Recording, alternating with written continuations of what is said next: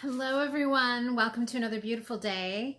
My name, of course, is Dr. Julie Toomoon. It is my pleasure to be here with you today. I wanted to have a little conversation about a topic that a lot of people have a lot of issue with, actually, which is the consumption of raw foods. So, raw foods are not something that promote long-lasting energy or cellular repair.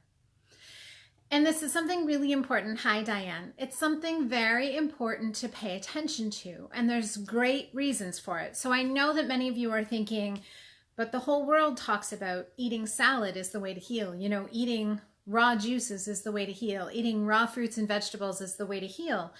But there's a lot of misinformation there, and what I know is based off of some very solid, very practical classical Chinese medicine techniques. But the thing is I've seen it be true in practice over and over. I'll tell you guys that years ago, I had a woman come to my practice and she was having chronic sinus congestion. And in dissecting what she was doing, because by all intents and purposes, she had this very quote unquote clean diet. She was paying attention to some great principles, but a lot of her diet was based off of raw foods. She had a big salad every day. She had, lots of other raw vegetables, thinking that she was doing this great thing for herself. And I said, look, I need you to go home and I need you to start cooking your foods.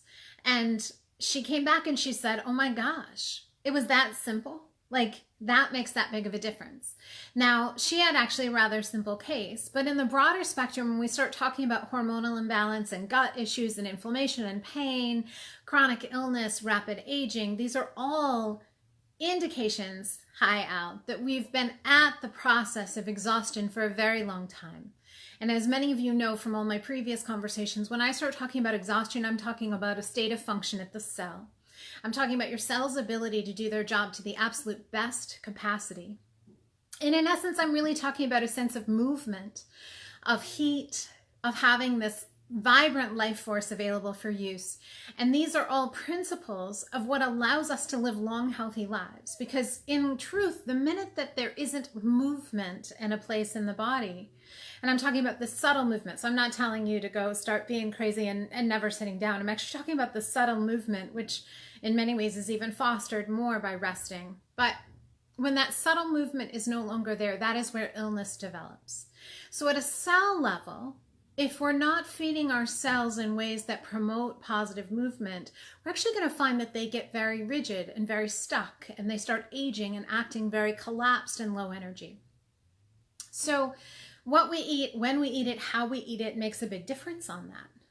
Now, in the principles of Chinese medicine, when we eat, there's an alchemy that has to take place. And even in Western medicine dogma, we all can agree that digestion pretty much is a magical process, because we take in something and our body uses all of its amazing processes, of the stomach and of the liver and of the digestive juices of the pancreas.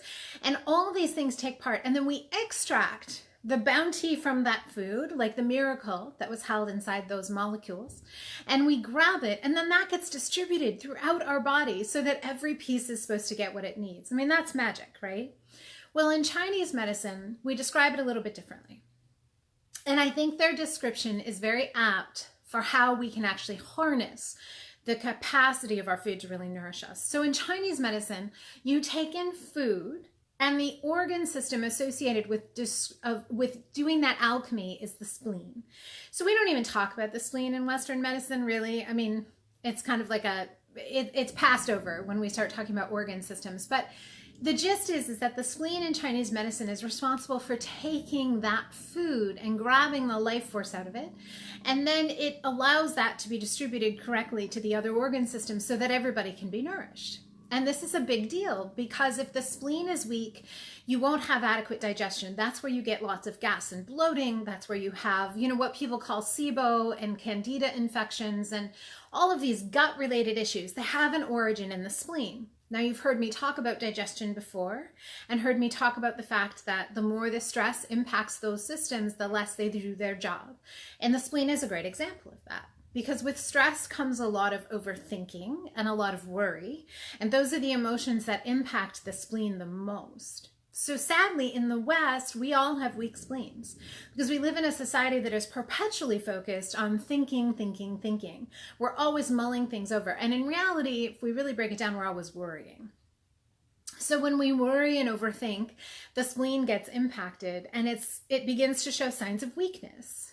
And that weakness presents as this impaired digestion. And so you are putting in foods and you're getting less and less of the nutrition out of them. You're getting more byproducts passed into the small intestine. And then you get more dysbiosis because the small intestine wasn't designed for what you're giving it. It didn't get adequately broke down. Now, on top of that, that stress response hinders the rest of the digestive capacity. And so it just gets big quick. Now, the spleen also governs your muscles. So here we see a lot of people showing greater signs of weakness, a lot of fogginess, a lot of signs of what Chinese call dampness. So it's heaviness in the body and swelling. And the spleen has a huge relationship with function of the thyroid. So if the spleen is weak, you're not going to have endocrine strength.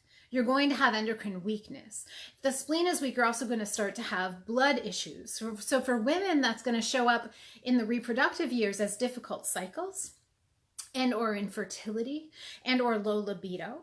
And then the weaker the spleen, when women go into perimenopause and menopause, they have a really rough transition. And that also impacts things like sleep and mood and the way our mind works, etc. So what does raw food have to do with all of that? Well, so the spleen in Chinese medicine is likened to a cooking pot. Now, if you think about your body, right? Your body temperature ideal is 98.6. The temperature in the stomach is probably closer to 99, and even in some people, if they were really functioning at top capacity, it'd be closer to 100, which means that our digestive capacity functions best at those levels, which means that your enzymes and all the processes that your cells undergo in order to do that alchemy are going to function best at those levels. And so when we think about that, first of all, stress always lowers body temp. So we see all the people, hi Pamela, we see all the people that I work with, so commonly we find these really low body temps, and that's because the cells have been shut down for years. So when we eat food, if the proper temperature of our digestive system is at least 100 degrees, then when we eat something that is much colder than that, one of the first things our wise body knows to do is, oh, I gotta warm that up. So think about the energy it takes to take something from freezer temperature to 100 degrees. It's a lot of energy. If we're already existing in a low energy state, we just expended a massive amount of energy for not much return, which is why in Chinese medicine, consuming ice cold drinks, frozen foods like ice cream, or berries even that are frozen, or popsicles or things like that are not ideal, because we're actually stealing energy from our body in order to heat that so it can be at the proper temperature for our body to use it. It's a huge impact. Now, on top of that, foods that are already partially broken down in a way are kind to the spleen. So I know that a lot of the dogma likes to talk about, of course we should do more raw foods. They're full of enzymes. Cool. True. But we are talking about the totality. So not an individual moment of how many enzymes were present in that food when we consumed it. We are talking about the totality of the impact of what we do on the organ systems and the cellular systems. So let's take that in context. If I have a raw carrot and I consume it raw, and let's say there was 100 units of qi, and all those enzymes present, right? When I eat it raw, because my body has to expend a huge amount of energy to grab the nutrients out of that food, enzymes are not, by the time I consume it, I'm only left with like 70 units of qi, if that, 65, 70. If I steam it, and so I've cooked it, I've slightly broken it down. Now it's warm and kind of mushy, which is something that the spleen really enjoys. So I lose 15 units, let's say, in the cooking. Not going to deny it, you lost something in the cooking. But when I go to digest that, I only lose 5 more. So I'm already ahead by the end of that meal. Now, if you do that once in a while, it's no big deal. But if you do it over and over and over, this spleen cannot keep up with your efforts. Now, a lot of people will say, but, that whole enzyme picture seems to be so key. And I even had someone say to me, Didn't our ancestors eat lots of raw foods? To which, quite honestly, here's my answer. All of the ancient medicine traditions advocate for cooking foods. Ayurveda, classical Chinese, even most of the indigenous traditions here in North America, if you study their food practices, it's cooked foods. Now, that is evidence to me all by itself. If you look at the classical Chinese medicine words as they relate to the building of qi in the body, the word for qi itself is referenced by its original character as grains of rice in a bowl, because even that was showing that this cooked grain is one of the best foods for this spleen. Now, on top of it, every time we start talking about generating qi, the spleen is like good garden soil. So if you put in something that has to be broken down, there's a lot of energy required, and we're stealing from the energy. So all that cellulose and those plant materials requires a lot of energy to break those bonds. When we cook the food, we break the bonds. Now, some people will say, well, okay, well, what about if I put it all in a blender and just drink it? It doesn't break enough of the cellulose bonds. And the nature of the food is still cold.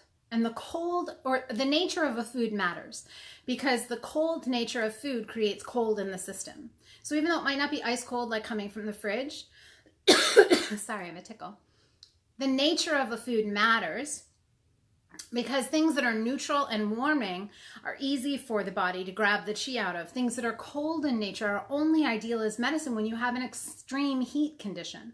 And I can tell you that in the modern world, I've really never found someone with an extreme heat condition. It could have been that in the past that was common, but more commonly in the modern world, we have deficiency conditions. That's why we're tired and in pain and have issues with our thinking and hormonal issues. Those are all cold deficiency conditions, which means that the path to raising that energy level is to build up the essence in the body, which is done by asking the body to do as little work as possible to get the most benefit out. So when it comes to food, the best food practices for longevity and healing are cooked foods.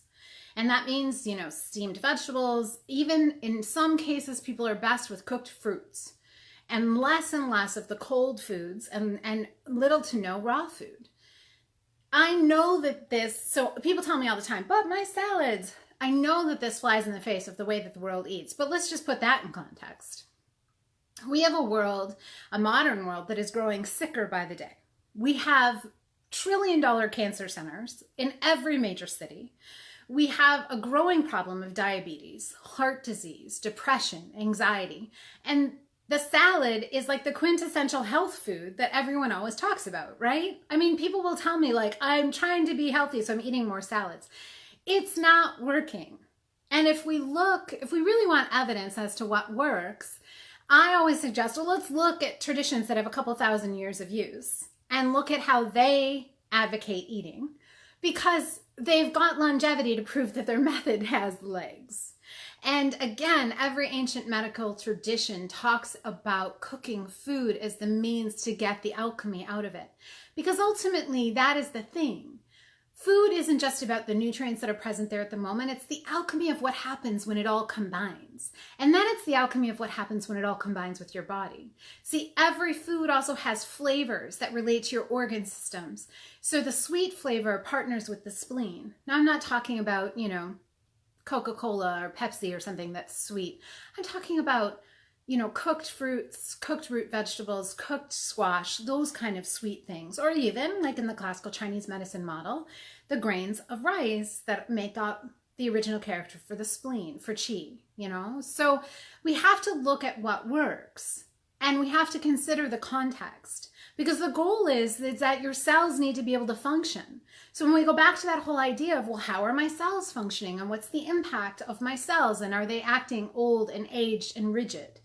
If they aren't getting fed good food that is easily digestible, and the spleen doesn't have enough strength to deliver it, then the cells are by and large going to become deficient, which equals rigidity, which equals deficiency, which equals aging, which means you're no longer well.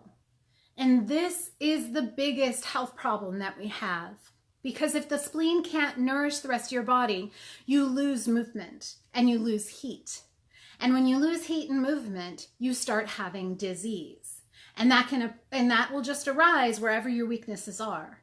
So the goal of healing is to invigorate the essential heat, the dynamic chi, the life force at every level, down into that cell level, while nourishing the organ system so they can do their best.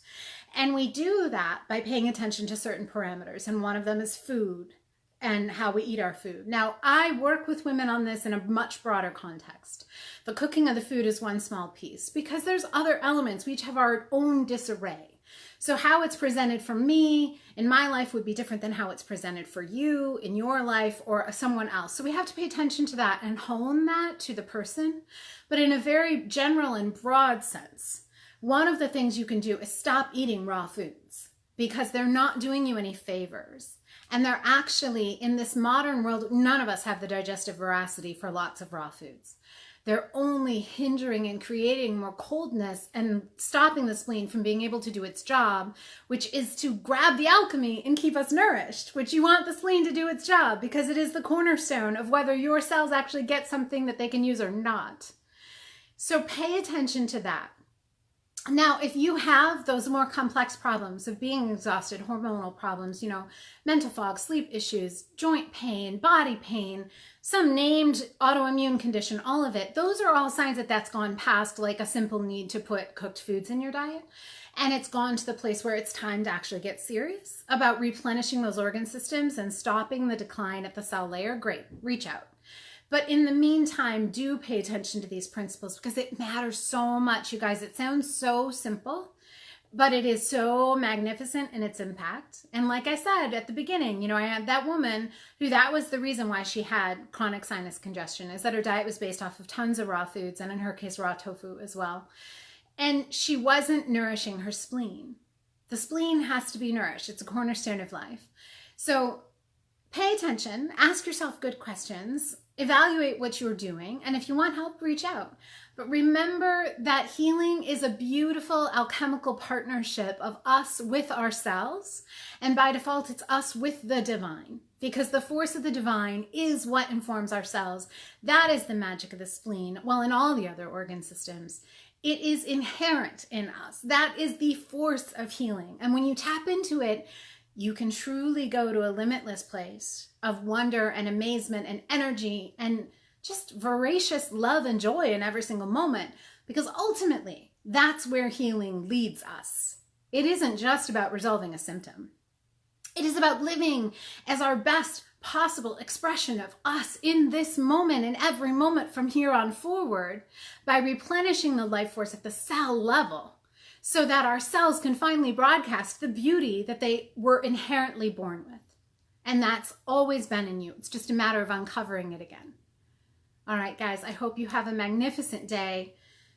Big blessings. And like I said, if you want help, reach out. You can always set up a call with me. Comment in the comments below, and I'm happy to serve you. And you're just amazing, beautiful beings. Be kind to yourselves.